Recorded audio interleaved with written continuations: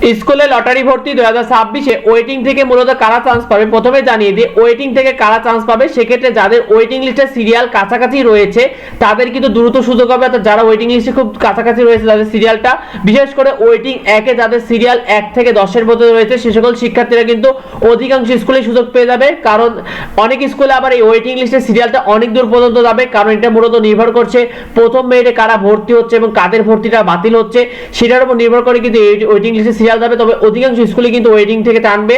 তো তারপরে বলে দিই, আমরা অনেক তথ্য পেয়েছি যে অনেক স্কুলে শিক্ষার্থীদের তথ্য ভুল হয় কিন্তু ভর্তি বাতিল হয়েছে, কারণ মেরিট পজিশন থেকে অনেকে ভর্তি হওয়ার পর তাদের ভর্তি বাতিল হওয়ার মূল কারণ তাদের তথ্যে ভুল ছিল। এটা নিয়ে ভিডিও দেওয়া আছে, কাদের কি কারণে ভর্তি বাতিল হয় সেটার ভিডিওটাও দেখে নেবেন। তো তারপরে বলে দিই ওয়েটিং থেকে ভর্তি হতে কি কি লাগবে। প্রথমে জানিয়ে দিই, 1 নম্বরে লাগবে ওয়েবসাইট থেকে যে রেজাল্টটা রয়েছে ওয়েটিং এর সেই A4 কাগজে সেই রেজাল্টটাকে কিন্তু প্রিন্ট আউট করতে হবে এইভাবে রেজাল্টটা।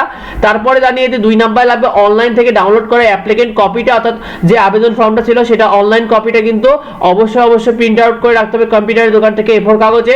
3 নম্বরে লাগবে শিক্ষার্থীর জন্ম সনদ, মূল জন্ম সনদ, সেই সাথে ফটোকপি, দুইটাই কিন্তু লাগবে। 4 নম্বরে লাগবে পূর্ব স্কুল থেকে যারা টিসি পেয়ে, অর্থাৎ পূর্ব স্কুল থেকে টিসি লাগবে, সেক্ষেত্রে দ্বিতীয় থেকে নবম শ্রেণীতে যারা ভর্তি হবে তাদের অবশ্যই টিসি দেওয়া লাগবে। আর যারা প্রথম শ্রেণীতে ভর্তি হচ্ছে তাদের কিন্তু টিসিটা লাগবে না, এটা অবশ্যই সংগ্রহ করে রাখতে হবে।